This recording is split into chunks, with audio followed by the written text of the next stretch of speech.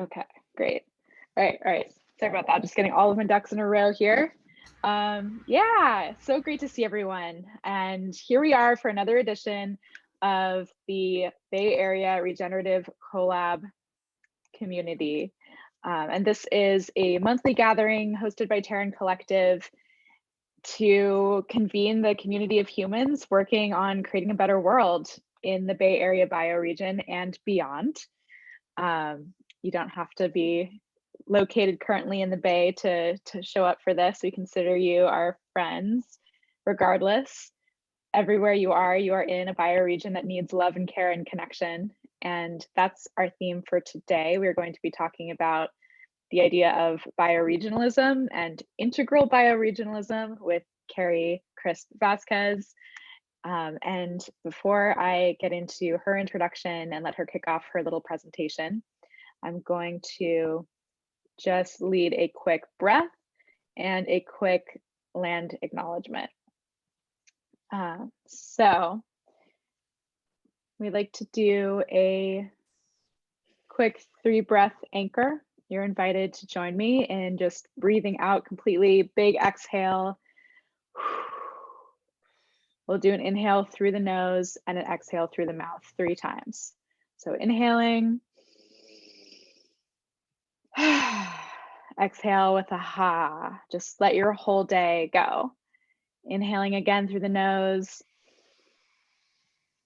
Exhale.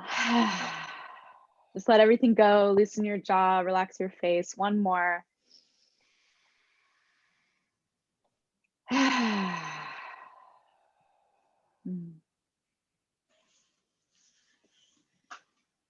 Thank you all for being here. We've arrived. We're here. And let's talk about where here is. So I'm actually currently in Redding, California, which is Wintu land, but most of us in the Bay are in the ancestral and current homelands of the Ramaytush Ohlone people, the Chochenyo Ohlone, Coast and Bay Miwok, Karkin, Awaswas, and many more.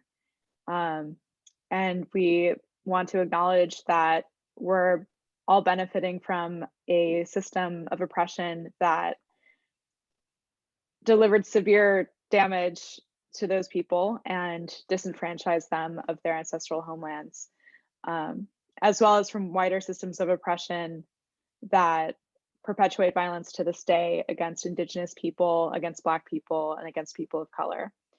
And through our work, we hope to dismantle those systems of oppression and return to right relationship with all of our relations, not only the Indigenous peoples of these lands, but our more than human kin and the land itself. All of these things we seek to honor and heal and restore. And I guess I also want to acknowledge bioregionalism. We're going to get into it so fully, but I feel like there's an acknowledgement factor in the conversation of bioregionalism too that I want to touch on, which is that this idea of looking at the landscape as our community, it's not a new idea. And it's in some ways, the idea of bioregionalism is a modern packaging on an idea that is really quite ancient and is just how people used to live. This idea that the people and animals and more than human beings that we share the land with are our community, and we're all interdependent on each other and on the lands to thrive. So we're sharing this idea that might be like it's like an intellectual way to look at our relationship with the land, and we could go too far in the direction of using it as a way to continue our separation from the land. But if we're attentive to that potential, it can be a tool to bring us into a closer relationship with the land and to really remember. Ultimately, we can use it as a remembering to help us get back into a place of relationship that is our ancestral gift and opportunity. Yeah, so with that, I want to introduce Karie. Karie is an amazing human that we're so glad has come into our community, and we've just really enjoyed and benefited so much from collaborating with her, and just, yeah, can't wait to keep it up. I'm going to share a little bio about her so that you have some background. Karie spent a decade working in corporate sustainability initiatives in food, product supply chains, and women's economic empowerment. In 2018, she stepped away from that field and began a learning journey to understand the lineage of human thought that brought the Earth community to ecological imbalance. Through that experience, she discovered bioregionalism and began a PhD program at California Institute of Integral Studies to research the subject. Karie holds a BA in sociology from the University of North Carolina, Asheville, and has an MBA in sustainable business management from Presidio. And she lives here in the Bay Area with her family, and she is dedicated to impacting deep structural change and instigating ecological culture. Yeah, so Karie and I jam on the idea of bioregionalism pretty frequently, and we have a lot of big, ambitious goals for how we can work together. And yeah, I think we're gonna hear from her, and then we're gonna open it up for, I think, a really juicy conversation about all of these ideas and what we can do in the Bay Area and beyond with these concepts. So I'm going to pass it over to you, Karie, and I'm going to make you a co-host so you can share your screen. Okay, take it away. All right. Thanks so much, Claire, for that introduction and for that distinction about bioregionalism. And thanks to you all for inviting me here today. It's good to see some familiar faces and also some new ones here on the call. So I'm excited to have this conversation.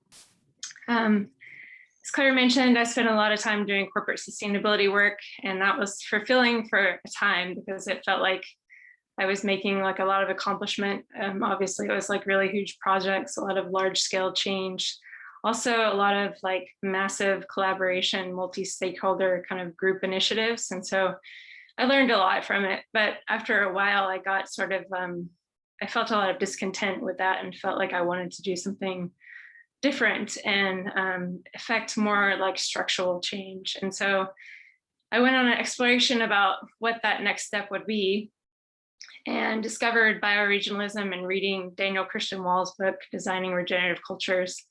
And from there, of course, discovered Planet Drum and Peter Berg's writings.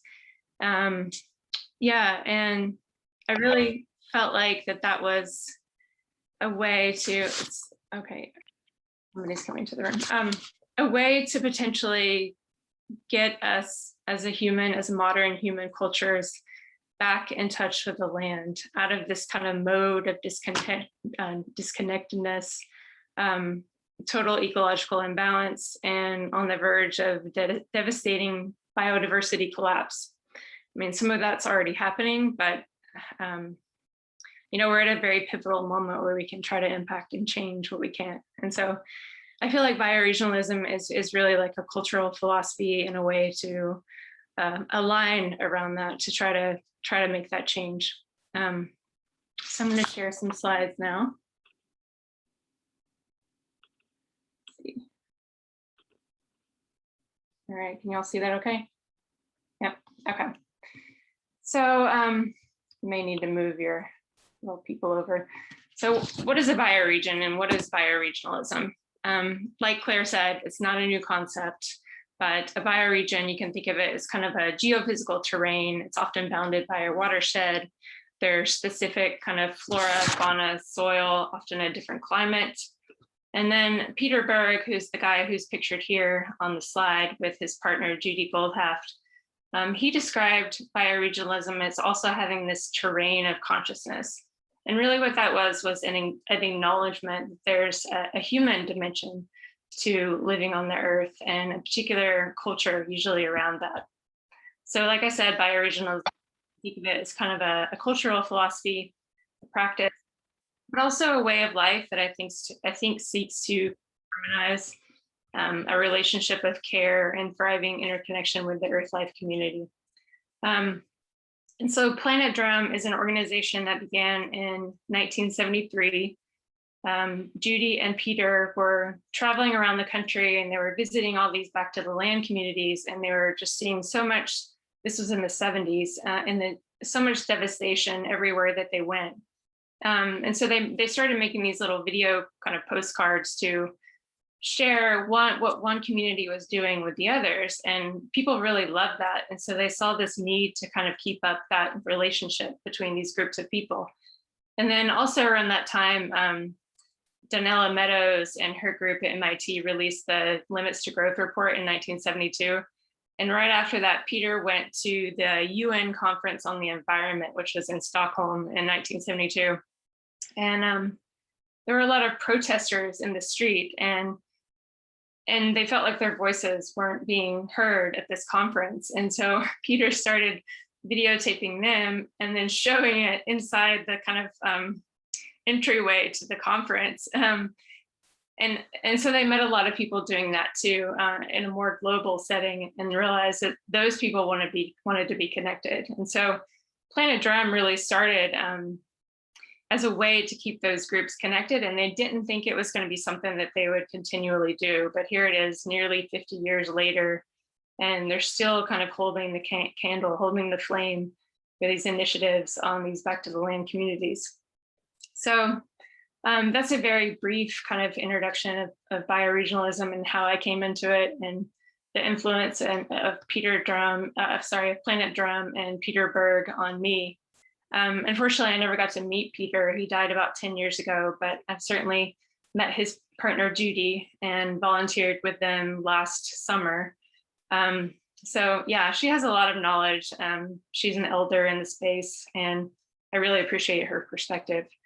So I also wanted to mention, I think David Hankey was going to join the call, but I'm not sure if he has yet. But anyway, he's another kind of bioregional elder in the space who has done a lot of work and was thinking about kind of bioregionalism at the same time that Peter was coming into these ideas, and then they eventually met up. And so he's based in the Ozarks, and they've done a lot of amazing work as well. So that's another person that you all might want to look into. And if he joins the call later, I'm sure we can have a discussion. Next slide. So the way Peter thought about bioregionalism was having kind of three main goals. The first was to restore and maintain local natural systems. I mean, this seems pretty obvious to us today, like replanting initiatives, recreating marshlands, dealing with water quality, things like that. The second is just practice sustainable ways of satisfying basic needs and try to draw from the local environment as much as possible. And also production, which is maybe harder to do these days than it once was. And then supporting re-inhabitation. So this word re-inhabitation might be new to some of you all. Peter came up with this word, and it's the idea of kind of relearning how to live in place. So the group at Planet Drum and the initiatives that they worked on did try to involve Indigenous groups as much as possible to get their perspective. And also, in reading through some of their proceedings from the 80s, I've been really impressed with how much they were focused on trying to create a culture of diversity, not always succeeding in that for sure. But having an awareness that was important, and the need to also include Indigenous groups in these conversations. Another aspect of re-inhabitation is people need to earn a living doing this type of thing and be supported by a community for this type of work. And so that's another aspect of it as well.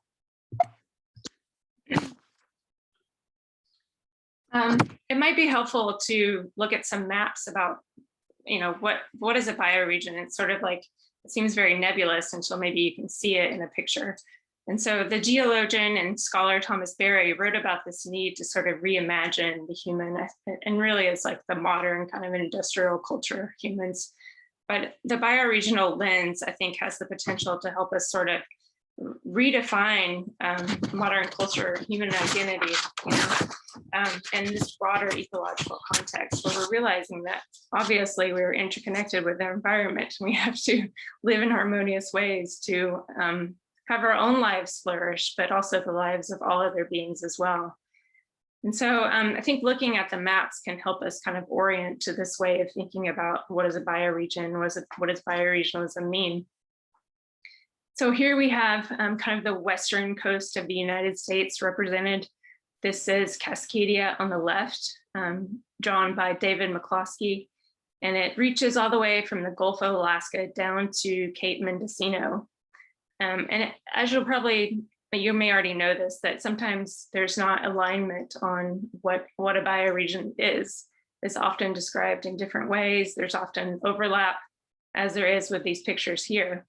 And so the picture on the right is Northern California.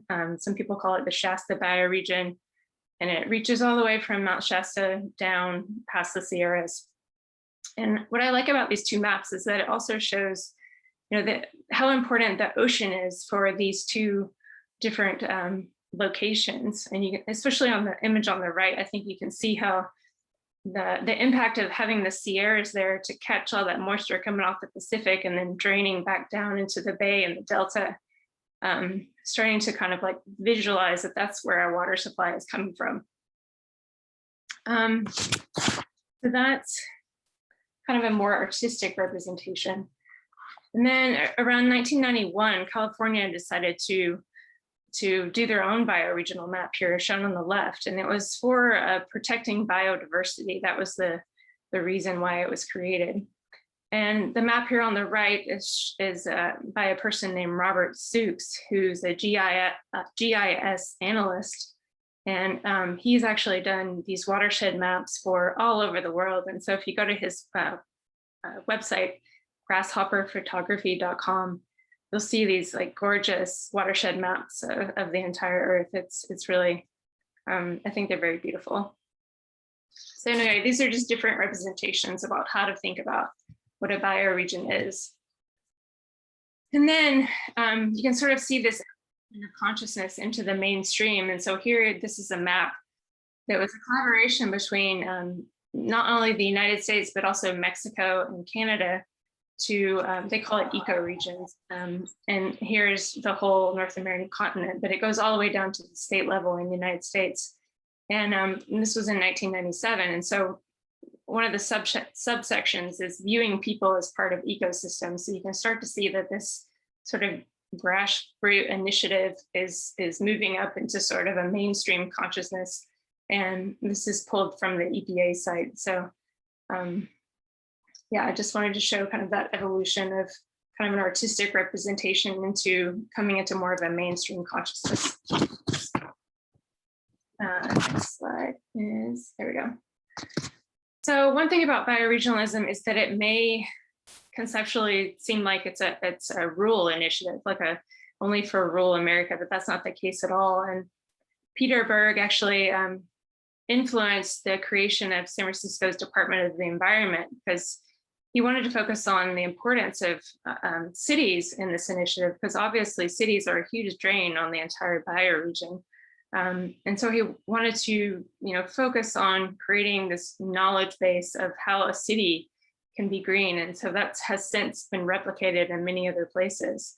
So that's just one kind of concrete example about how bioregionalism, coming up with these grassroots initiatives, influence something like creation of a Department of Environment in a city. This is just another example of what kind of other groups are out there kind of claiming to represent themselves as bioregionalism or bioregions. Cascadia I already mentioned. There's the Ozark Area Community Congress. CAW, this one in the middle, this middle brown one, is the Kansas Area Watershed. There's the Mattole Restoration Council. The Mattole area has done a lot of work on salmon restoration. And then the Mid-Klamath Watershed Council has worked with local tribes on restoring kind of fire ecology to the region. California has not done well in managing its forests for about 100 years or more. And so there's tons of brush and huge fuel loads that are accumulating, as we all know, who've experienced the fires in the Bay Area the last couple of years. So these are just I wanted to show you the different groups around the country that are kind of classifying themselves as bioregionalism and bioregionalists and thinking in this way.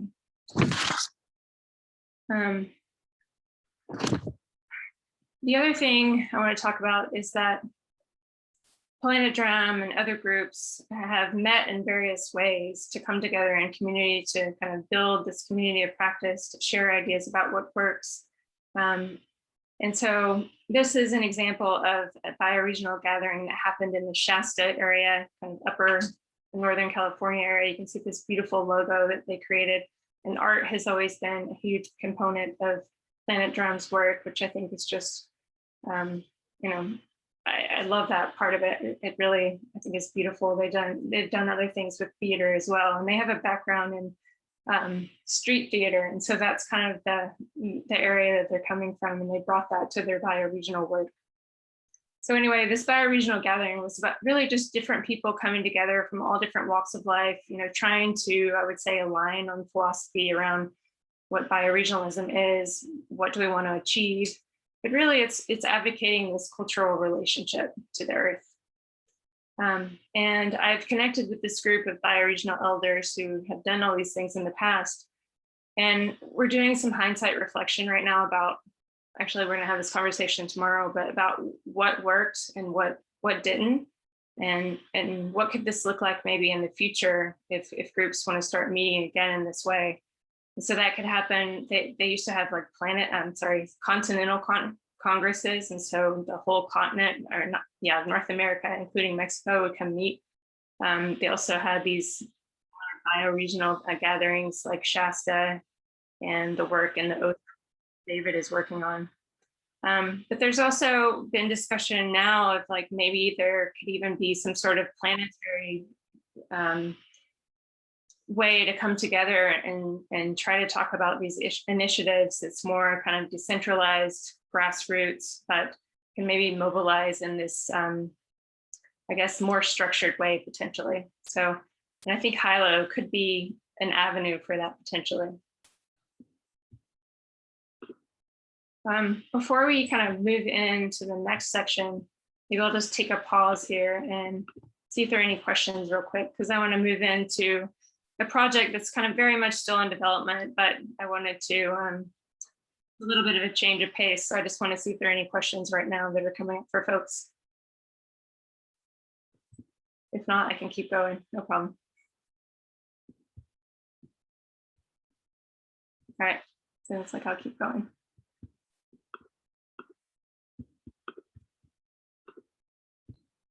All right, so I think bioregionalism is wonderful. I think there are a lot of wonderful things about it, but I've come across this tool that I think is useful in a way that can interface complexity and also maybe highlight any blind spots that there are. So this is developed by Ken Wilbur. It's his integral theory model. And let me just find my page here. And you know, this model is actually quite complex, and all that I'm going to touch on today is the quadrant dimensions shown here. And so the idea is that all of these kind of experience, behaviors, culture, systems, we're splitting it apart here in this model to kind of to try to hold the complexity, if you will, but they're not really separate. And so that's kind of what the spiral is supposed to meant to represent, is that these are all very much connected. And so when you think about like, how are we in this ecological crisis? Like, how do we get to this place? What are the causes? Many people have written about what those causes are. And some of these examples are from Sean Esborn-Hargan's book called Integral Ecology, that he has done a nice job characterizing all the different things that people have written about. He also added a few and I added a few, but we'll go through those now. And so you can kind of get a sense of like, we may want to say like, it's a particular thing that's causing that ecological crisis, but I think this model can help us realize that it's actually quite complex and these things are very much interconnected. And maybe we can think about it from a more holistic perspective. So the crisis of experience. So this is things like lack of perspective taking, maybe having a limited concept of the self, not realize there's an ecological self as well. A lack of ecological awareness, any type of psychological motivations that are like fear-based or scarcity-based, right? All of these things kind of contribute to where we are now. And then on the behavior side, there's apathy, denial, and consumerism. There's an under-adherence to science, unhealthy competition, mismanagement, poor leadership. On the crisis dimension, the culture dimension, worldview clashes, ill-adaptive ethics, different types of paradigms. People have written about this techno-industrial paradigm, also more commonly the Cartesian, Newtonian kind of scientific dominant paradigm. Certainly the diminishing importance of art. And so I think you start to see like all of these things combined. It's actually quite complex. Maybe what we're more familiar with is ineffective education, or things like globalization or colonization, or especially quantitative growth economics. I think that's one that people point to a lot. But the point of this is just to show that, you know, it's actually quite complex. And so we want to try to hold that complexity as best as we can. And I really like this model for doing that, to show that, you know, there's actually a lot going on here. And it's going to take a lot of effort from everyone's gifts to kind of get to the place where we need to be. So that probably seems kind of overwhelming. But I think we can think about, you know, places to intervene in the system. This is Donella Meadows' list that she put together, and actually it's from the bottom is the best place, or the most powerful place to intervene in a system. So it's the power to transcend paradigms. And for me, I feel like this is us coming together, sort of this decentralized way that we could potentially do that. Number two is a mindset or a paradigm out of which the system and its goals, structures, rules, delays, etc. And I think bioregionalism could be a way to organize ourselves to overcome this sort of dominant paradigm that we're in. And a paradigm, what that means is kind of like a mindset or a lens or a way of seeing the world. So one of the other things I'm working on is like, how do we change paradigms? And so I think a big component of that is education for sure. I'm calling this kind of re-inhabitation education. I got this word re-inhabitation from Peter. Like I said earlier, it's really like learning how to live in place. And I'm not going to go through all of these now, and this is certainly not an exhaustive list, nor a list that which everyone might agree, but it's, I think, a way to think about all the things that we need to do to kind of overcome this place that we're in with the environment. And just to make it a little bit more digestible, I did come up with an example that I'm sort of thinking about this as university education. So I'm calling this kind of an intro to integral bioregionalism. And I won't go through all of this now, but you know, these are examples about if I were to teach a college class on this, you know, maybe we would spend a week on each of these dimensions and try to do as much of this in the field as possible. But I think some of it could be done in like a traditional classroom setting. But, you know, obviously not everybody can go to a university. Not everybody wants to, not everybody can pay for that. And so I would prefer that this would be kind of an open source and free model that anybody could access anywhere. And it would be particular to that bioregion, you know, specific to whatever's going on there. So this is very much like in development, as I said, this is a representative example. As I envisioned it, I think it would be different for different bioregions and have different focuses. So anyway, I would love to get y'all's feedback on that. And that's all I have, except I wanted to end with a quiz, if that's okay. I think this tool, it only takes a couple of minutes, and how it works is that you get 1 point for each question. And I think it kind of delivers the point that modern culture, modern humans are very much disconnected from their environment. And even if you spend a lot of time outside, maybe you don't know a lot of these questions. I mean, I certainly didn't. So if you're getting a low score, don't feel bad, but I just want to take a couple of minutes here and go through this. And I think when people have read through it and know what their score is, if you feel comfortable, put that into the chat, and then we'll know that you're done, and then we can open it up for a conversation, if that sounds good. Yeah, that sounds perfect. Thanks, Karie.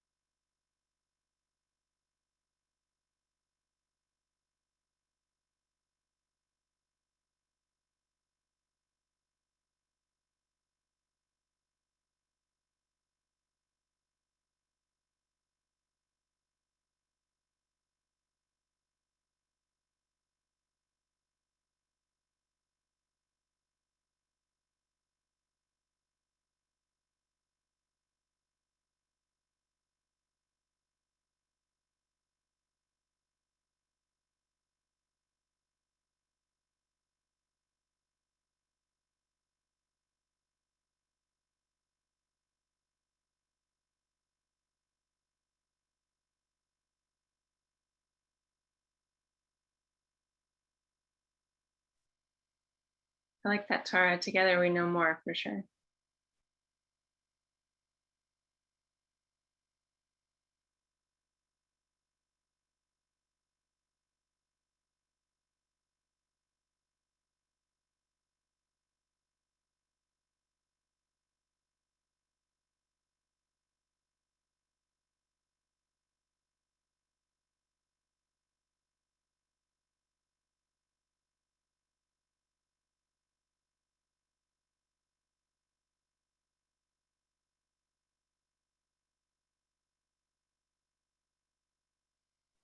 What do you think, Claire? Do you think people are about that, everybody?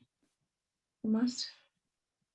Yeah, I think that's enough time. Did you have any concluding thoughts to wrap up the presentation? Just that, I think we can get into it in the discussion, but how do we have a stronger, I guess, if people like the idea, a stronger representation of bioregionalism in the Bay Area? And so how do we begin to organize better in that way?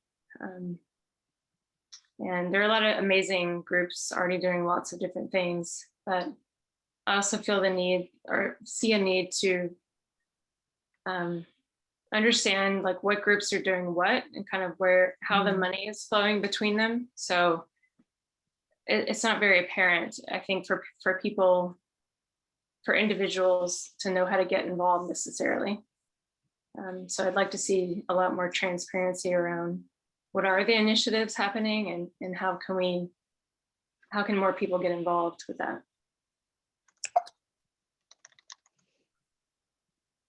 Yeah, absolutely. Well, thank you so much for that incredible presentation. That was really, really great. I love the history of the movement and the different ways that you present the maps of bioregionalism, like viewed through slightly different lenses. And every time I see that quiz, I still don't have all the answers, and I still don't even know where to begin to find some of those answers. So there's like so much we can be doing here, just so much. And I think the inquiry you ended with is like really the inquiry, right? Like, what can we be doing to boost our capacity here? And so I guess just a first question for you, and then we can open it up, and anyone else's questions are welcome. What great examples are you seeing? Like, what examples do you know of for groups that are doing good work on bioregionalism, particularly in the Bay or elsewhere? And then also with this idea of re-inhabitation education, are you seeing anything that's working well there? And if not, like, what are the opportunities that you see to do more? Yeah, great question. I think when the fires happened, I can't remember if it was last year or the time before that. I think it was, the one last year. I spent some time down in Pescadero, and I think the folks down at Pie Ranch are doing some good work working with the Amamutsu tribe to collaborate also with local agencies down there on the restoration of the area. And so I think, I don't think they call themselves like organizing in a bioregional way, but that's certainly what it is. And so, yeah, also the San Mateo County Food Alliance, which seems to have changed form a little bit.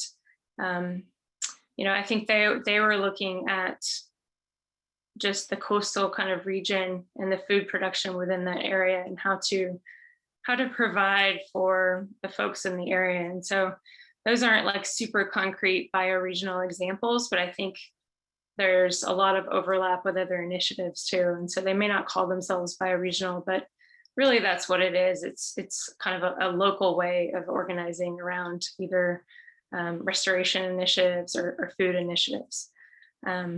I mentioned the Mattole area doing some salmon restoration work. Also in the Gulf of Maine, there's fishery and fishery restoration happening there with some groups. What's his name? Glenn Page is a person who's done a lot of work on that.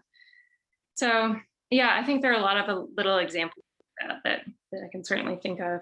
And then as far as re-inhabitation education goes, that's something that Peter initially put together. And put together booklets, and that was available from Planet Drum to buy and things like that. But I don't know of anybody who's calling it that now, or somebody just put that in here, ecosystem restoration camp. So yeah, I think there are similar initiatives to that, and I'd love to brainstorm more about who's doing that, because yeah, I'm sure there's a ton of work happening, but it's not always visible either. Yeah, thank you. I see that Rains has a hand up. Go ahead, Rains.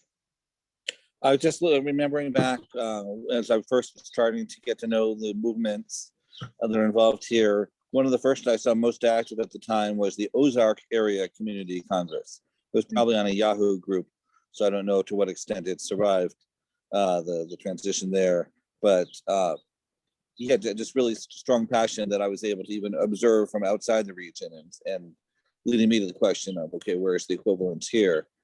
And I've seen, in publications like Bay Nature and others that have the perspective of bioregional. As a geography major myself, I certainly appreciate that. But yeah, as things have gotten more interneted and global, it's been easy to lose track of, oh yeah, we actually have neighbors, we actually have people that we have more direct effects on one another, and how can we, build more common cause there and not lose track of that level? Yeah, the Ozark Area Community Congress is a great example. They started meeting in 1980 and have been doing it annually ever since. So a long time now. That's David Henke, a lot of his work and his collaborators. The other piece I'll put forward, which is mega regional, but I'm just looking at the structuring of the global eco-village network, which has been historically weaker in North America than it is in some other regions, that other movements in terms of the energy has gone elsewhere. But they were originally, for them, regions were like, okay, the Americas, both continents. And yeah, there's more organizing now on a smaller scale, and even cooperation between Canada and US networks to make things work better here.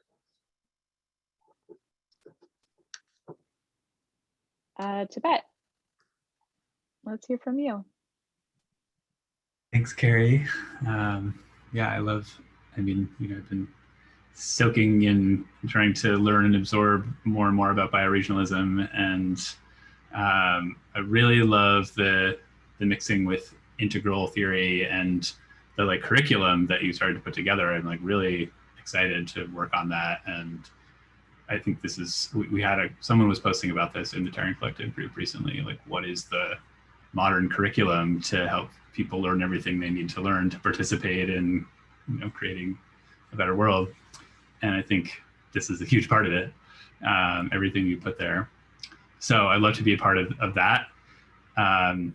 The other thing that I know we've talked a little bit about, and on one of these calls as well, is just I'm so excited about working on bioregional congresses in the Bay Area and beyond potentially, but starting in our bioregion. And with this group of people, there's nothing that gets me more excited than that idea right now. And it's it's what Terran is trying to do. It's what we want to do, is bring people into deeper community to work together to regenerate our communities and our planet focused bioregionally. So yeah, let's work on that. And I would love to hear other people on this call's thoughts and ideas and interest in both of those projects. So thank you. Yeah, I'll just say real quick that when I was putting the example of integral bioregionalism or kind of re-inhabitation together, I looked at different pedagogies of ways of learning. And so I looked at social emotional learning, which has been around for a little over 20 years now, Dan Goldman's work. And then the Dalai Lama worked with Emory University to do something called social emotional ethical learning. And Dan Goldman calls it social emotional learning 2.0. And so what it adds a stronger ecological component, but also focuses a lot on resiliency skills, which are going to be really increasingly necessary as we deal with these issues that keep coming up, like fires and whatnot. Also place-based learning is another one. And then eco-literacy, work out of Fritjof Koppera's network over in Berkeley has done a lot of work on that, and that's been around for about 20 years too. So there's definitely like a lot of things that we can leverage to build that curriculum for sure.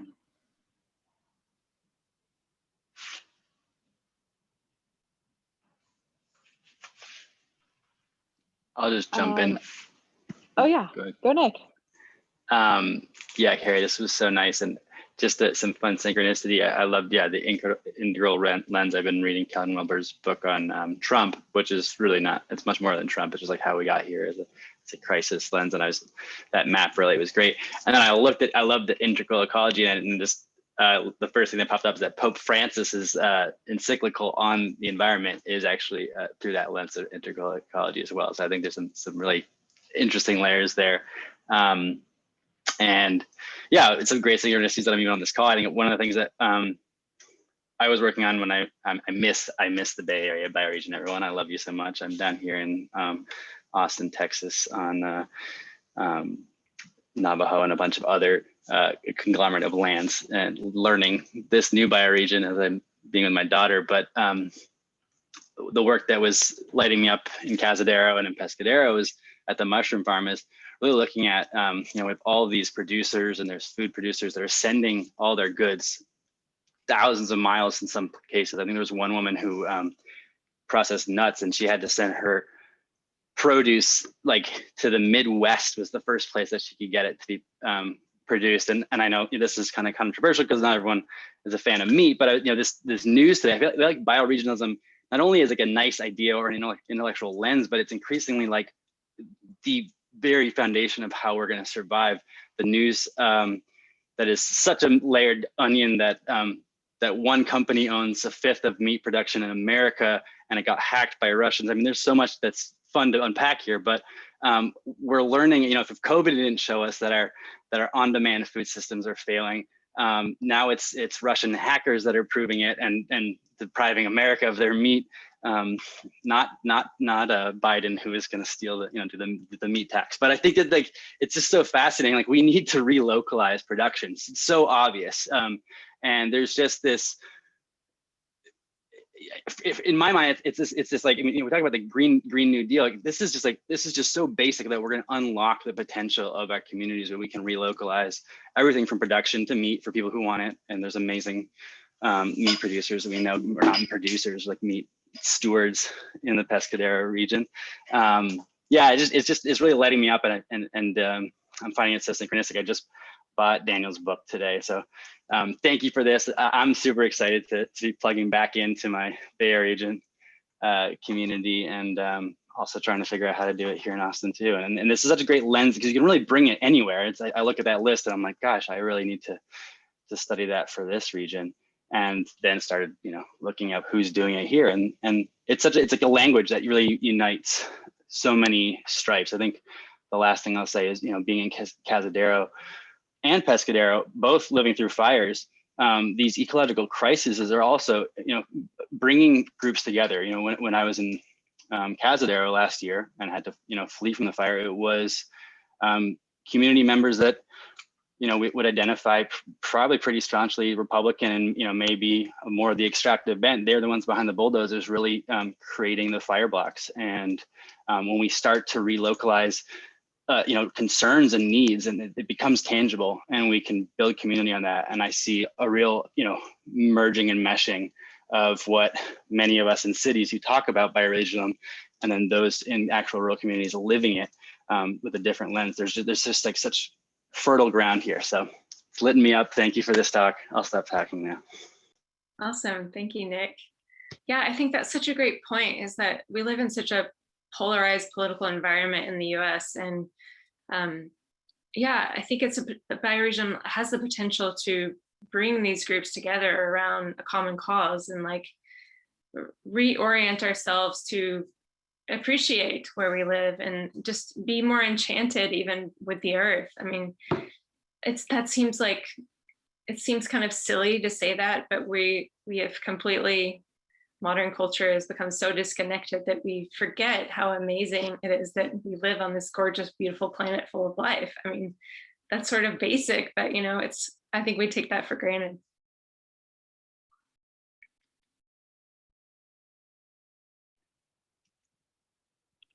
Yeah, love that. I see a hand from Armando. Hey, brother, you want to ask your question or make your comment? Yo, thanks for the presentation. Yeah, my mom, I was helping my mother who's on the Berkeley City Council. She just got kicked off, but we had put forth this resolution that the city of Berkeley would like adopt both bioregionalism and donut economics as like a orienting guide towards like future economic development as like and as like a point of like a stance within like further regional planning. But it got like turned down when she lost office as like kind of the people who were in the committee that were responsible for pushing it forward decided to kill it. But like I was as I was like doing some thinking, I was really inspired by the I can't remember what the organization is called, but who does the annual overshoot day, and how they talk about like regions have carrying capacity, and the Bay Area is like one of those affluent areas where it's, you know, the more affluent you are, the bigger the environmental impact. And I don't know, I feel like the bioregional approach, at least here in the Bay Area, is requires such a radical restructuring of everything that it's like, I don't know, it's kind of a very intense thing to factor in. But one of the things I did like about pairing donut economics with the bioregional idea, with the carrying capacity idea, is that like, you know, not only should we be sustainable on one planet, but we should be sustainable within one bioregion. And the governments, as far as I know today, they don't really do a lot of environmental factoring and decision making. And so there isn't really like a tight, neat mechanism for like an environmentally based governance planning. I feel like a lot of things happen like ad hoc, and then there's all sorts of like political forces that will come in. Like I was on a call yesterday where the air district was trying to have the Bay Area refineries use these wet scrubbers, and the fossil fuel lobby came in pretty hard. And a lot of the unions, and they're like, we're gonna lose our jobs, and they basically just put in a lot of pressure. So that is to say that, like, I feel like one of the things I didn't hear so much in the presentation, but it's something I've been thinking about, and it's just like a area of concern, is like the power dynamics required in all levels of this thing. Because yeah, it's like a very radical restructuring of how we orient. And then, yeah, as we know, the economy is globally entangled in very unsustainable ways. And then trying to imagine that disentanglement is kind of an interesting thing. I mean, in my analysis, it seems like the most secure thing we could do is go towards sustainability as like a form of climate adaptation, but even locally. So on that level, I agree, but I was just like trying to think about the politics of it. It's like very intense. Especially because, yeah. But anyway, those are my thoughts. As someone who also like is a big fan of integral theory, I've been kind of disillusioned with it recently. I haven't read Hargan's Integral Ecology book, but I feel like the theory tries to be applicable to a lot of things where it's not actually, and like overreaches in many ways. And I wasn't sure like what, I didn't quite catch exactly what you meant by adding the term integral to the term bioregion. Is it like just using the theoretical framework to do some kind of like assessing and decision making, or is it like trying to imagine like what our bioregion would look like with a kind of like integral fruition? Or yeah, I guess I somehow missed like what the integral adds to the bioregion in this case. So sorry, Yeah. that was a lot, but Yeah, that was a lot of good stuff there. Thank you for all of that. I appreciate you mentioning the power dynamics, because I think that is something, yeah, the political dimension of it, I think there needs to be more specific strategy around, I think for sure, you know, like coming up with particular initiatives organizing on a particular initiative and then kind of mobilizing political action to kind of deal with that. But yeah, that's something I don't have a lot of expertise on, I would say, at the moment, but would love to definitely brainstorm that with folks.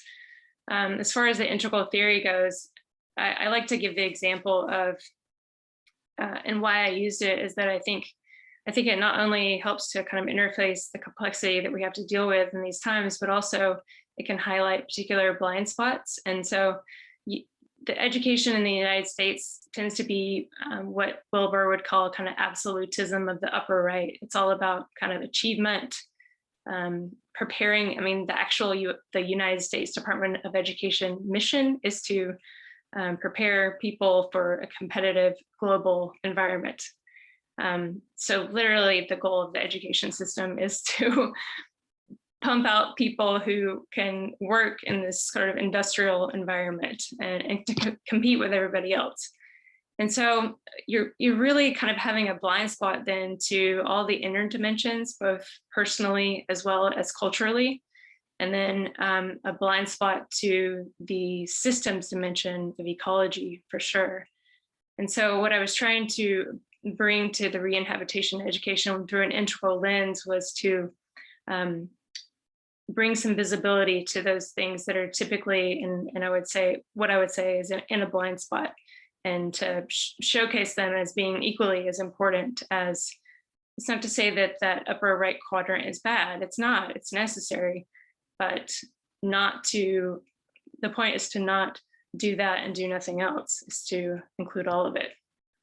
So I hope that answers your question a little bit better.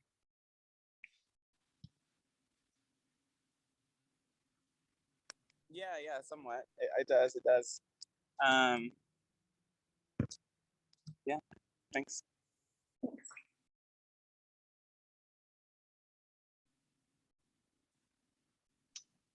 I was just going into the chat with my responses on Armando's inquiries.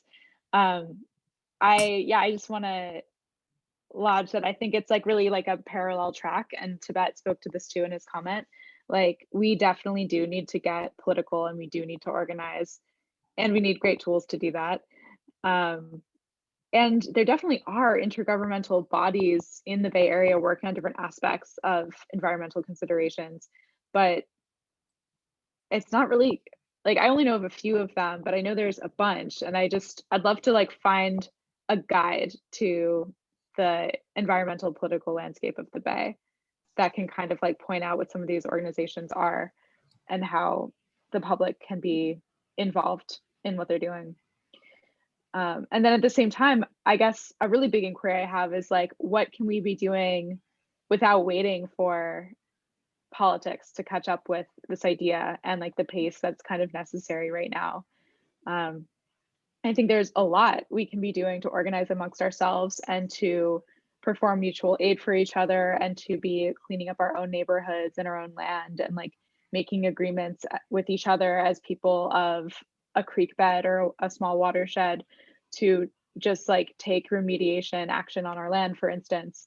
And we can just make those agreements with our neighbors. We don't need the state to say anything about that necessarily.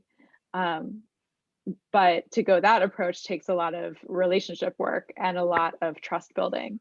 And that is also slow and serious and deep work. So there's like, regardless of what path we choose, it's not going to be easy. And there's a lot there. Yeah. Anyone else have some comments? I do. Oh yeah, go ahead, Erica. Thanks. I just wanted to comment that I appreciated the mapping of the curriculum onto the integral theory quadrants of individual and collective and interior and exterior, because it sort of helps me feel like how I can fit in so I'm a psychotherapist, so I'm like much more familiar with the inner realms of things and the external things. So like if I hear bioregionalism, I think about like, oh, that's for like ecologists and people who know about like watersheds and things. And where do I don't know, but so I appreciated seeing that all together, and it made me think of like how those things could integrate, like things like ecotherapy, right? Like weaving those together, weaving those worlds together, the inner and the interior and the exterior, individual, collective.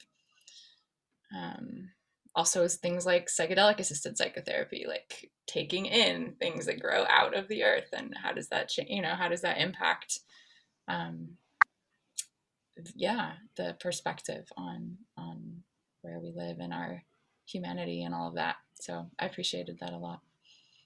Thanks. Thanks, Erica. I think what the integral model does is help to illustrate a transdisciplinary approach, and that it takes, because it is so complex, I think it takes a complexity of folks from all walks of life and all backgrounds to collaborate in a way that we can make progress together. And so I like that lens, because I think it can show like how we can potentially all kind of align and move forward in that way.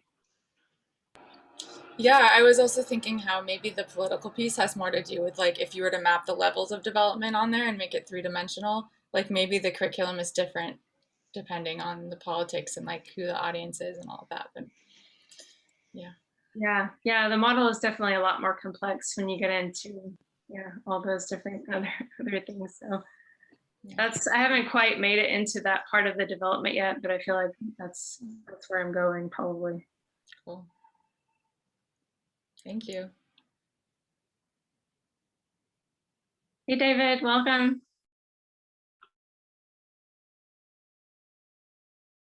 Oh, you're muted.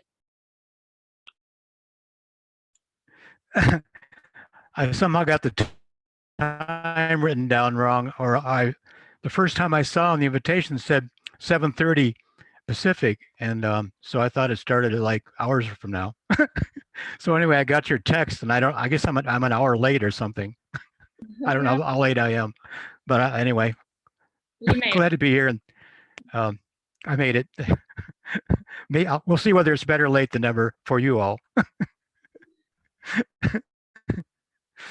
David, I'm glad I'm here. David is the person I was speaking about earlier, who really got the OAK organization going, the Ozark Area Community Congress, which has been going now for what, David, 41 years, 40 something years, I think. We're working on the 42nd annual Congress, yeah. Hi, David, welcome. Glad you can be here. Hi, Claire. Yeah, kind of got into a time warp of some sort. Anyway, yeah, I'm glad I'm here. Time zones are hard. Good to see you again. Yeah, good to see you. Yeah. Since we have you here, I guess I'd love to put you on the spot and recognize you as a leader and an elder in the first wave of bioregionalism. And I just want to ask, like, if you have any wisdom to share about what it takes to create a bioregional culture.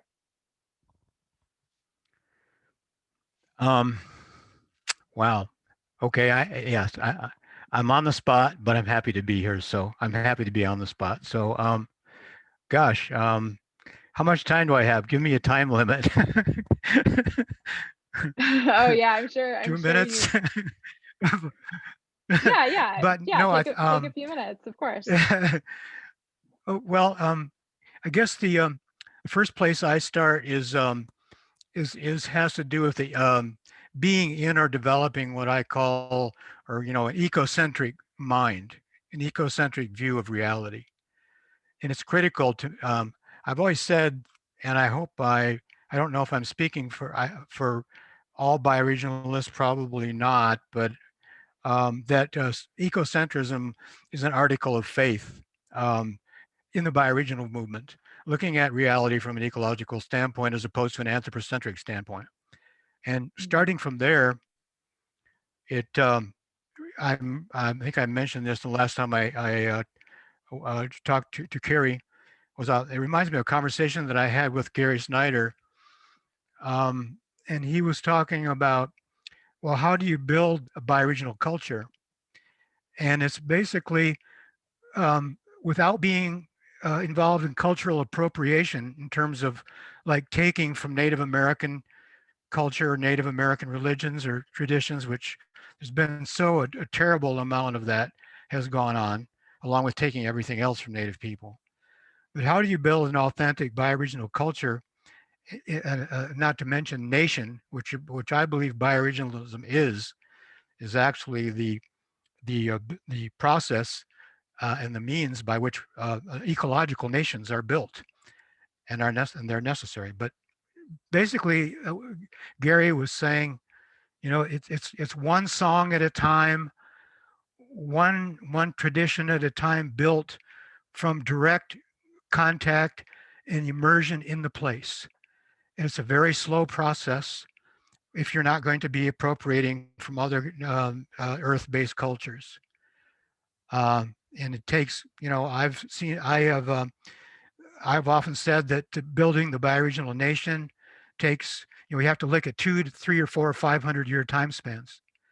And that's how long it takes to build a culture, it may take to build a culture of place, one original experience translated into a cultural meme after another over a period of time, coming directly from the direct experience, like direct pointing in Zen, of the place itself and what the place is telling us and instructing us to do. I hope that's helpful. Beautifully said. Thank you. That's beautiful. Yeah. I love that, one song at a time. I think that's beautiful and poetic.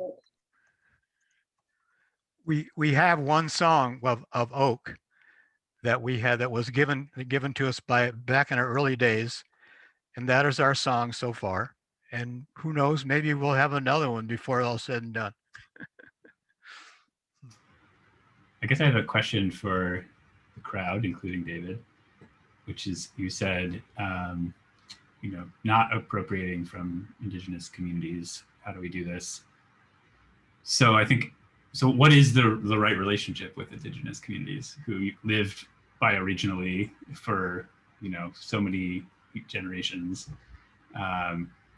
And I think, you know, there's a lot of, should be, and there's starting to be more and more energy and effort to giving land back to indigenous communities, and the work of groups like the Sogorea Te Land Trust and the East Bay is like powerful bioregional work. And the, you know, then the work that of learning techniques for forest stewardship, like what Karie was mentioning, and dealing with fires from indigenous communities that did it for so long.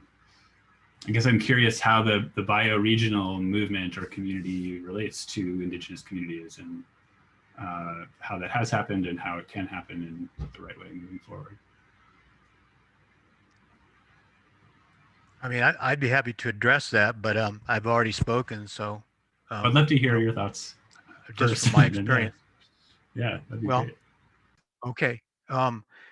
My experience comes from the participation of Native people in the Continental Bioregional Congresses and also in our Ozark Bioregional Congresses. I don't know if any of that history is common amongst our group, those assembled here, but we've had 10 Continental Bioregional Congresses starting in 1984. And in the early days, we had participation from Native elders and Native people from different Native tribes, and it was really a profound experience to have them there.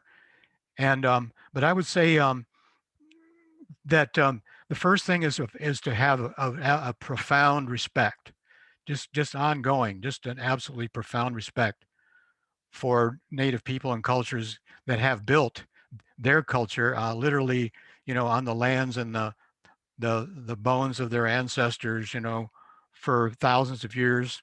I see it as a parallelism, moving in a respectful parallelism with the Native people and their traditions and their experience, without, again, appropriation. So I see these bioregionalism is deeply, land-related re-inhabitation of the bioregion. So moving forward, learning from the land, and to me, bioregionalism is deeply spiritual with regard to the earth and with regard to the bioregion. But it's a non-anthropocentric spiritualism to me. And in that sense, it's again, it's a direct relationship or a direct information connection between the people and the natural world, and the information comes from that. It's hard to summarize or synopsize this, and I don't want to take too much time, but I would say a profound, respectful parallelism, learning from, Native people may be able to learn learn things that are useful to them in terms of their selecting of those things that present themselves that they can integrate. And I can, I can speak to that in terms of, renewable energy and a number of things that Native American cultures have taken up. But yeah, it's a deep subject. But I hope I've laid out a few things. There can be respectful interchange without appropriation and without lionizing. Sometimes people tend to lionize, and reify and deify native culture in such a way that it is also not realistic, to anyone. So I guess respectful parallelism and interchange with deep respect, without appropriation and without expectation, and just tracking, and then inviting people to the events, and listening very carefully. And I want to say one more thing. At the first North American Bioregional Congress, the first resolution that we passed in consensus of the body of the Congress, with Native elders present from Navajo Nation, and from the Hopi Nation, and also from the Odawa Nation in the Great Lakes, was to honor all Native American treaty rights. And that was a profound and intense discussion, and not easy to get through, and had profound implications. And Karie and I have talked about that a little bit, but that was the first thing that we did as a body. And so I'll leave it at that.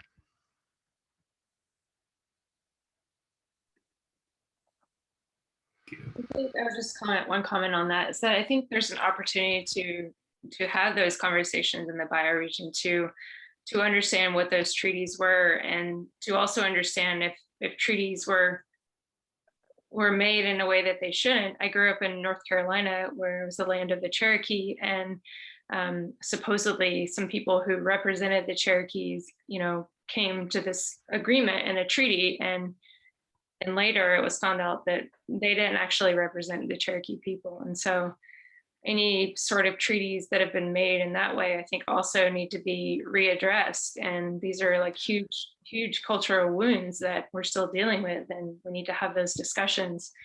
I think it's pretty hard to have that at the national level, but it maybe is more feasible to try to do it in a bioregional way, perhaps. I'm not sure. I'm definitely not an expert on that area, but I feel like it's a really important thing to address for sure.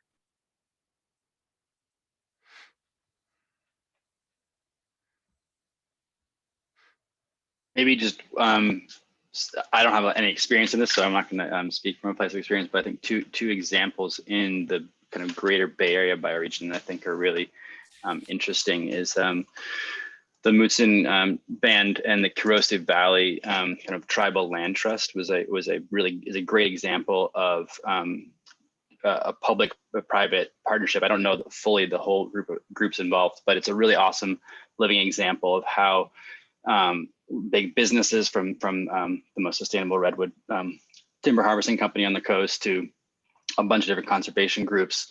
I think the state got together to acquire land and I guess indigenize, renationalize land, the Sacred Valley for the Mutsun tribe, and then up in Cazadero, the Kashaya Pomo also have just recently won a very similar kind of partnership there, where a couple hundred acres of land was purchased and given or returned to them. So they're finally able to actually have access to coastal redwoods for the first time in hundreds, if not 1,000 years.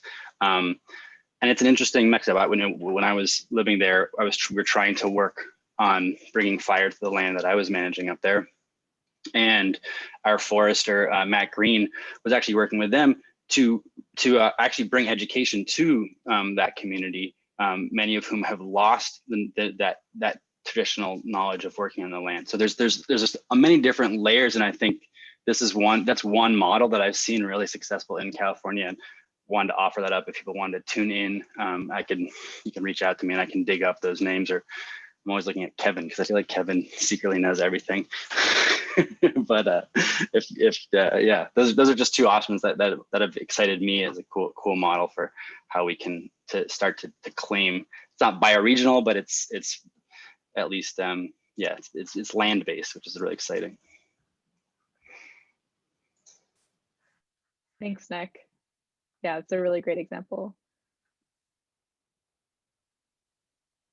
I just want to acknowledge that someone appeared in the chat with the name Planet Drum, and I wonder if that might be Judy. And if it is, and you're here and you can hear me, I'd love to welcome you into the circle. Is that Judy, am I right?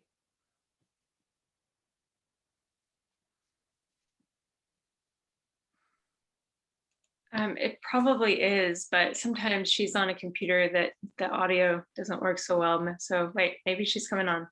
Is it working now? Great. Yes, it is. Hello. Hello. I'm sorry I was so late getting here. No worries at all. I'm looking forward to hearing the recording of the earlier talk. Thank you. Yeah, absolutely. Karie gave a great presentation and went over some of the awesome history of Planet Drum Foundation. And one of the things we touched on pretty deeply was the idea of re-inhabitation education and how we can help people connect with their landscapes and know their landscapes. And I know that you and Peter did so much work in leading re-inhabitation workshops throughout your decades of work in this topic. So since you're here, I wanted to invite you to comment on that.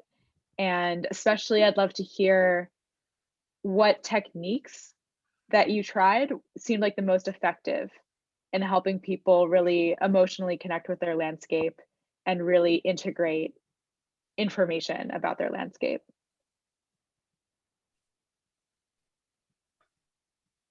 We did workshops that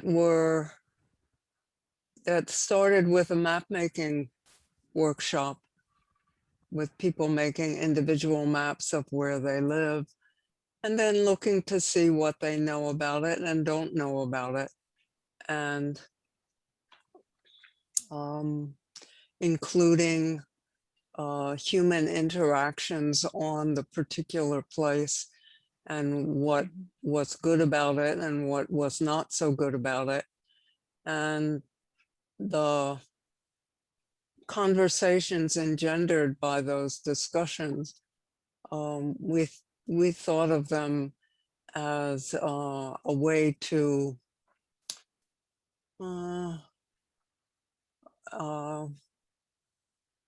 help communities figure out what they wanted to do in positive ways, proactive ways. Everybody does it differently. It's different in every place. And a lot of fun. We always had a lot of fun. We included sometimes performances and in with the workshops as well. Amazing. How many of those are those, any of those like recorded or able to be viewed? The last one that Peter did is actually on our YouTube channel. Yeah, he was not super well when he did it, but I think you can get the idea of how it worked. Thank you. Thank you, Judy. Yeah. As I said, I was late. I didn't hear any of the discussion. Thank you, Tara, for sending me a text about this. I had it on my calendar to be here from the beginning, but I ended up giving, being the, having some things that came up that I couldn't not do. No problem. Thanks for coming anyway, Judy. And David is here as well. So I appreciate having both of you all here because you've been doing this work for a really long time. Hi, Judy. Hi, David. It's really inspiring just to have you here. I think it's really inspiring to have so many people here that are doing great things. I think that people have taken the ideas and moved them forward in new and exciting ways. So that's exciting to me. I'm looking forward. I'm not looking back. Yeah, this is David. I totally echo that, Judy. What Karie and Claire and the Terran Collective and what Karie is doing with the bioregional virtual meetings that are taking place are, you know, this is really exciting to me and profoundly significant, and it truly is, I believe, a second what I've called a second wave of bioregionalism, and Claire has seemingly has apparently, you have kind of affirmed that term, which I really like because I really feel it's true. So I'm very excited about what's going on. It's really extraordinary. I'm very grateful. When's the planning meeting for the next Bioregional Congress? Tomorrow. Yeah, literally. Nice.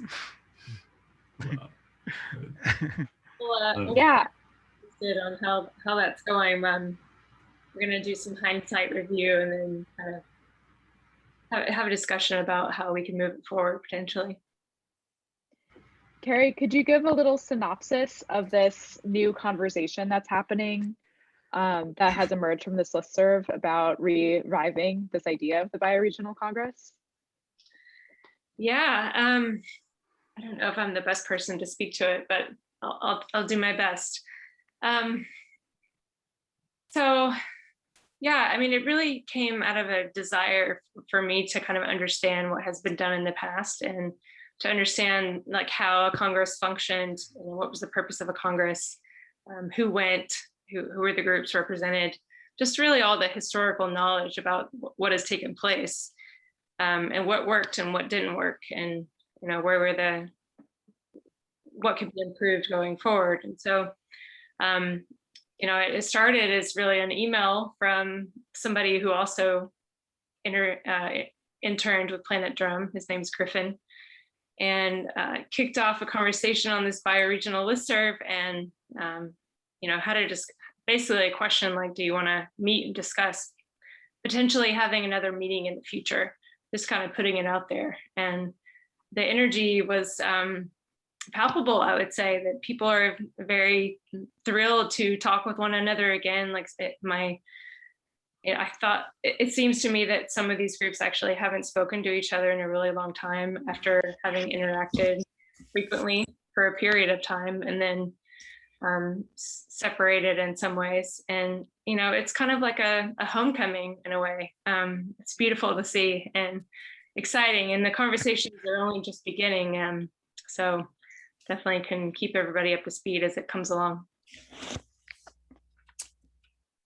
I think it would be really nice if the people that are at this meeting who felt like coming also came. Yeah, absolutely. If you want to do that, we're going to be going over survey results and just having a discussion about the information that people provided. There were 41 responses in the survey, and so it's just a lot of historical knowledge about, you know, people's opinions who participated in the past. And then there'll also be some brainstorming about, you know, what are the next steps and how do we take it forward? So how can people get a link to it? I can find the link and put it in the chat. How about that? Sounds good. That would be great. All right, I just have to find it real quick. Yeah, take your time. Yeah, I think it's obvious there's so much energy around this topic and so much to do and so much we can learn from those who have done this work for so long, from David, from Judy, and from so many of their friends and collaborators. I think this is really like we're so much like just at the beginning of our work here, right? And I want to hear so much more from David and Judy in future conversations. And yeah, I'm really excited by this idea of organizing more bioregional congresses, and both in person for sure, but also creating online spaces where the collaboration can be ongoing. And we're having these great meetings in person, but then we're also doing ongoing collaborative work using our modern day tools to like accelerate our achievements. Yes, I love the idea of ongoing meetings, and you know, Zoom provides that ability for us to do that in a way that wasn't accessible to folks who were doing bioregionalism a long time ago. So we've talked about having even hybrid events where, you know, maybe groups are meeting together in person, there's some sort of interaction online, all different types of things are being discussed. So, and we welcome everyone's participation. One of the things that consistently came back in the survey is that they wanted younger participation. So yeah, please, if you feel called to join, do so. And I'm also going to put the listserv email in the chat as well. Thanks so much, Karie. Yeah, for anyone that wants to jump in on that meeting tomorrow, be sure to grab the Zoom link in the chat. And with that, we're a little bit over our time. So I think it's a good time for us to start wrapping up. And I'll of course wait until Karie finds the listserv link. But I feel like there's just so much more to say and so much more to explore. Definitely themes for next time, I think, are how we can support more re-inhabitation education in the Bay and planning a bioregional Congress in the Bay, both in person and online. Yeah, I know Tibet's into it. That's definitely stuff that we're really excited to work on with you, Karie, and with anyone else on this call. Yeah, so great to speak with you all. Thanks for listening, and thanks for participating in the conversation. I've absolutely loved it. It's been a joy. Karie, thank you, David. Thank you, Judy. Yeah, thanks to everyone for putting it together. It's been great. And I look forward to getting the link to the recording. Sure, I'll definitely send it to you, Judy. Thank you. Thank yeah, you. we'll put it on our YouTube. All right, take care, everyone. Have a lovely evening. Thank you. Blessings. Bye. Hey. Bye. Bye-bye.